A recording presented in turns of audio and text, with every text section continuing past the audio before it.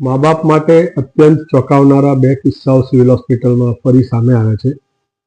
1 વર્ષની બાળકી, બનાસકાંઠાના રહેવાસી એવા ખેડૂત પરિવારની દીકરી, રમતા રમતા મોટા ભાઈએ નાની બહેનના એમ કહેવાય જમણી છાતીના ઉપરના ભાગે એરગનની ટ્રિગર દબાઈ અને એરગનની જે પેલેટ હોય એ એના શરીરમાં ઘૂસી ગઈ અને એ બાળકીને સિવિલ હોસ્પિટલ લઈ આવ્યા.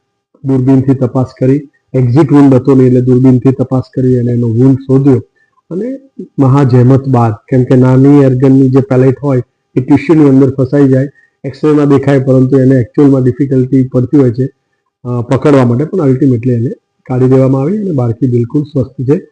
અને બીજા કિસ્સાની અંદર પણ એવું જ 1 વર્ષનો તૈમૂર, આમ તો માટી ખાવાનો ટેવાયેલો, પેરેન્ટ્સને પણ એ ખબર, તો થોડાક દિવસ પહેલાં માટી ખાતા ખાતા અચાનક ખાંસી આવી અને પછી 2-3 દિવસ ખાંસી રહી એટલે પ્રાઇવેટ હોસ્પિટલમાં લઈ ગયા.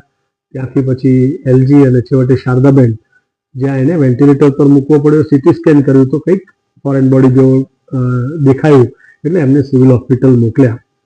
સિવિલ હોસ્પિટલમાં આવીને અમે એની બ્રોન્કોસ્કોપી કરી તો એના ફેફસામાંથી પથ્થરનો ટુકડો કાઢ્યો અને જેવો આ ટુકડો નીકળી ગયો, બાળક વેન્ટિલેટર પરથી બહાર આવી ગયું અને એને સ્વસ્થ થઈ ગયું અને બંને દર્દીઓ ડિસ્ચાર્જ થઈ ગયા. મા બાપને ખાસ ફરીથી વિનંતી કરીશ કે આપનું બાળક જ્યાં સુધી 5 વર્ષનું ન હોય, ત્યાં સુધી પોતે કંઈ સમજી ન શકે, ત્યાં સુધી ચોક્કસથી એના ઉપર ધ્યાન રાખો. ઘણા બધા કિસ્સામાં એલઈડી બલ્બ, સ્ક્રૂ, વટાણા, ચણા કે સિંગદાણો ફસાઈ જતો હોય છે અને શ્વાસોશ્વાસ વધી જાય. તમે પણ કહ્યું કે એને એક વખત એવું અચાનક ખાંસી આવી તો કદાચ આ એક ઇન્ડિકેશન છે કે એના ફેફસામાં કંઈક વસ્તુ ગઈ છે જેથી એને ઇરિટેટિવ કફ ચાલુ થયો, એ ન મટ્યો, છેવટે બાળક વેન્ટિલેટર સુધી પહોંચી ગયું. જો ઝડપથી આપણે ડાયગ્નોઝ કર્યું તો આ બધી યાતનામાંથી આપણે બહાર આવી જઈએ. છતાં પણ ઉપરવાળાની મહેરબાની કે આપણે સમયસર પહોંચ્યા અને ઓપરેશન સફળ રહ્યું. બંને 1 વર્ષના બાળકો, એક દીકરી અને એક દીકરો, સાજા થઈને ઘરે ગયા. ફરીથી કહીશ કે આપના વાલસોયા બાળકનું ખૂબ ધ્યાન રાખો. મારું નામ વિપીસિંહ અંશુભા છે. હું બનાસકાંઠાથી છું. હું ખેત મજૂરી કરતો હતો. બાળક બે રમતા રમતા એરગનની ગોળી વાગી ગઈ હતી. ત્યાંથી અમે સીધા દવાખાને હોસ્પિટલ પાલનપુર ગયા. પાલનપુરથી ત્યાંથી અમને કીધું કે તમે અમદાવાદ સિવિલમાં દાખલ થઈ જાઓ.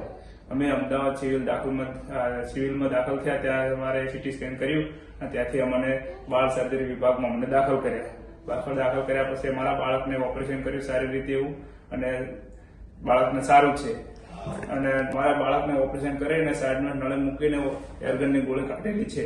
અમારા જોશી સાહેબ, રાકેશ જોશી સાહેબને અમે ખૂબ આભારી છીએ કે સ્ટાફને અમારું બાળકને તંદુરસ્ત છે અને કોઈ ખર્ચ લાગેલો નથી અમારે.